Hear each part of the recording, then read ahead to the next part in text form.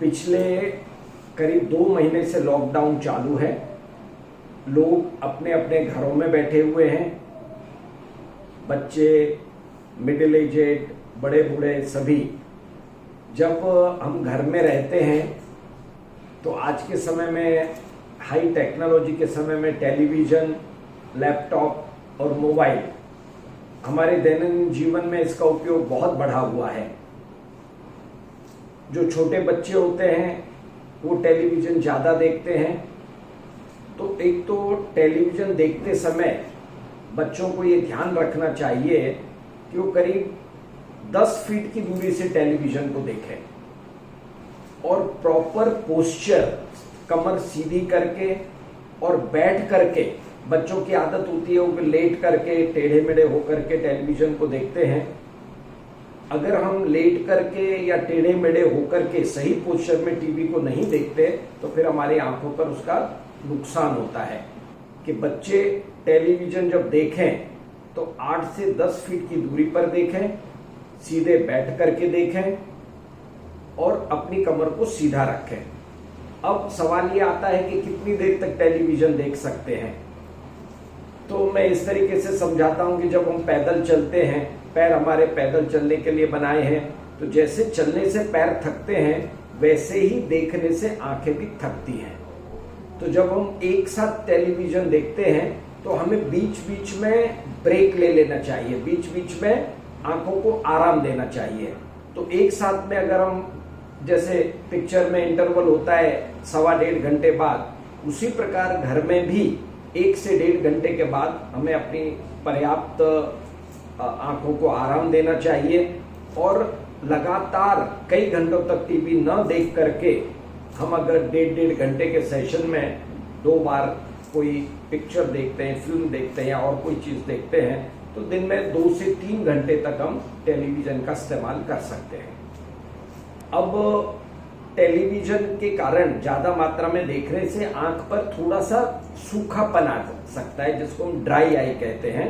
अगर सूखापन घर में आता है तो कुछ लोग दवाई का इस्तेमाल करते हैं। अगर आपके पास दवाई नहीं है तो आप नियमित 3-4 घंटे में अपनी आंखों पर पानी के छींटे मारते रहें, तो वो ड्राई आई को ठीक रखने में मदद करता है। पढ़ाई भी ऑनलाइन हो गई है और सभी लोग वर्क फ्रॉम होम कर रहे हैं। पहले किताबें हुआ करती थी, बही और चौपड़े हुआ करते थे। आज वही काम हम लोग लैपटॉप पे करते हैं। लैपटॉप ही हमारी लाइब्रेरी बन गई है, लैपटॉप ही हमारी किताब, पुस्तक, चौपड़ा सब कुछ वही हो गया है। अब लैपटॉप पे काम करते समय हमें करीब 12 से 14 इंच का डिस्टेंस रखना चाहिए और हम टकटकी लगा के काम करते हैं, इसीलिए हमें आजकल ड्राई आई सिंड्रोम, अब ड्राई आई सिंड्रोम होने के कारण आंखों में थकावट आ जाना, सिर में दर्द होना, और जिसको हम कहते हैं आई फटीक, ऑक्यूलर, आंख भी तो थकती है आफ्टर ऑल। तो उसमें हम कोई मॉइस्चराइजिंग ड्रॉप्स का इस्तेमाल कर सकते हैं या फिर हम नल के पास जाकर के पानी के छींटे की बूंदे मार सकते हैं। अब जैसे बच्चे स्कूल में 2 से 2.5 घंटे पढ़ते हैं, फिर रिसर्च होती है, फिर 2-2.5 घंटे का स्कूल होता है, उसी प्रकार लगातार हमें कंप्यूटर पर या लैपटॉप पर काम नहीं करना चाहिए। तो हमें घंटे 1.5 घंटे जब तक आंख नहीं थकती है हम काम करें, प्रॉपर दूरी रख करके काम करें। आंखों में थकावट आती है तो आंखों को थोड़ा आराम दें, पानी के छींटे मारते रहें। अगर ये सावधानियों के साथ हम लैपटॉप या कंप्यूटर पे काम करेंगे तो फिर हमारी आंखों को कोई नुकसान नहीं होगा। अब लीजिए मोबाइल, सारी दुनिया ही मोबाइल में समा गई है।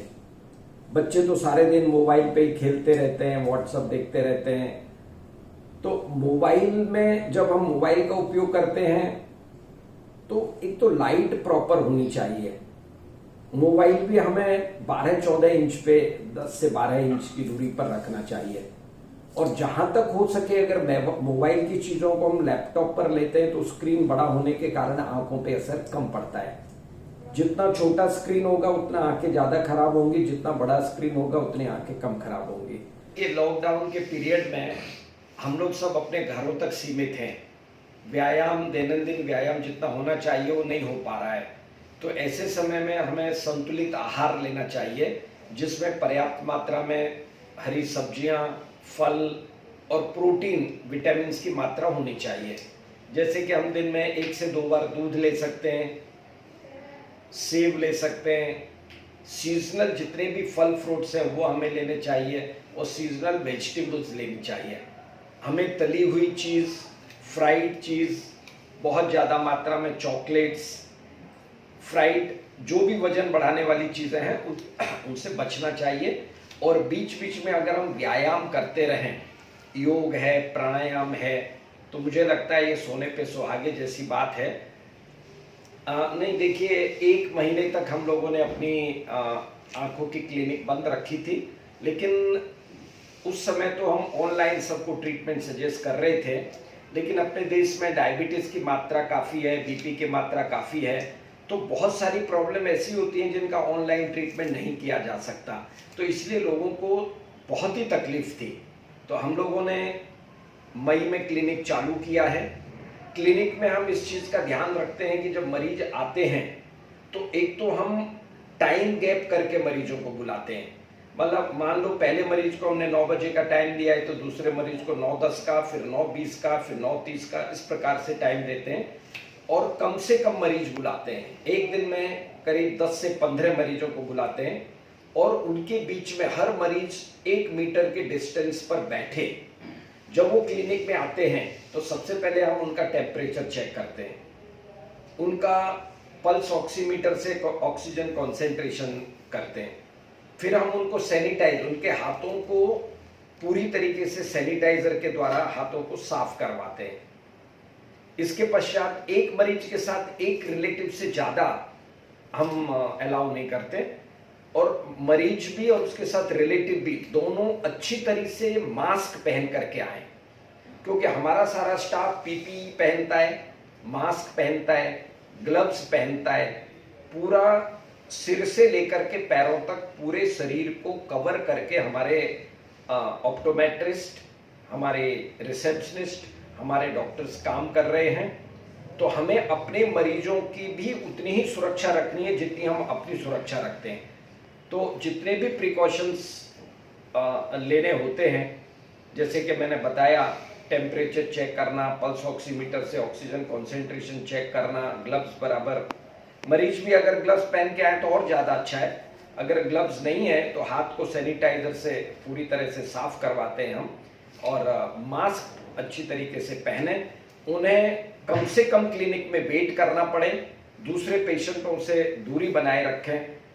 इन सब चीज़ों का हम क्लिनिक में ध्यान रखते हुए और दवाई भी हम कोशिश करते हैं कि अपने पास से दे दें कि जिससे मरीज को बहुत ज़्यादा इधर उधर दवाई के लिए न भटकना पड़े।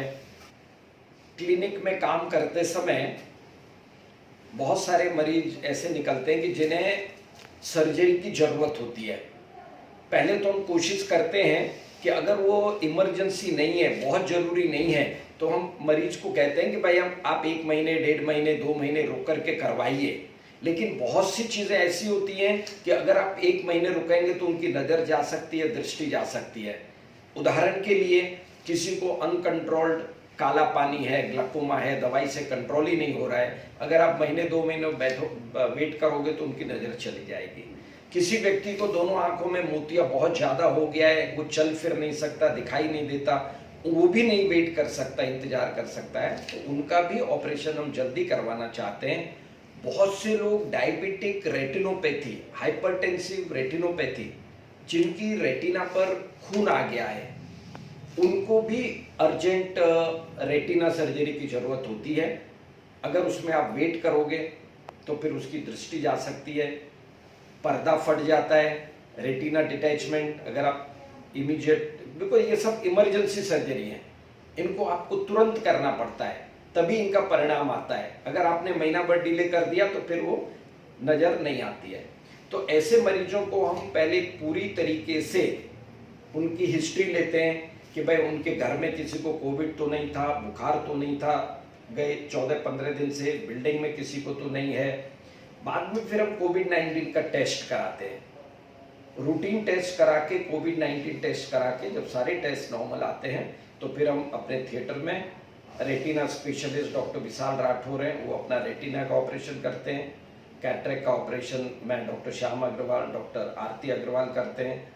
तो जहाँ सर्जरी बहुत ज़रूरी है वहीं पर हम पूरे प्रिकॉशंस लेकर के आँख की सर्जरी भी कर रहे हैं, और जहाँ सर्जरी जरूरी नहीं है वहाँ हम उनको कह रहे हैं कि आप महीने से 2 महीने बाद कराइएगा। जब कोविड की मात्रा नीचे आने लगेगी तो पेशेंट की सुरक्षा हमारे लिए पहले है। यही बताना चाहूँगा लोगों को कि आप घर में रहें, स्वस्थ रहें, और जब बहुत ज़रूरी हो तभी घर से बाहर निकलें। और ऐसा भी ना हो कि घर में रह कर के आपके शरीर की जो सबसे ज़्यादा इम्पोर्टेंट पार्ट है आँख, कहीं आप अपनी आँख के साथ कुछ खराबी न कर बैठे। और ये कोविड के पीरियड में जब पूरी दुनिया एक बहुत बड़ी त्रासदी से गुजर रही है, ऐसे वक्त में अगर मेरे दिए हुए सुझाव अगर आप लोगों के कुछ काम आ सकेंगे तो मैं अपने को धन्य समझूंगा। घर पर रहें, सुरक्षित रहें, और आप अपने साथ अपने सारे भारतवासियों का भी ध्यान रखें। इसी शुभेच्छा के साथ बहुत बहुत धन्यवाद।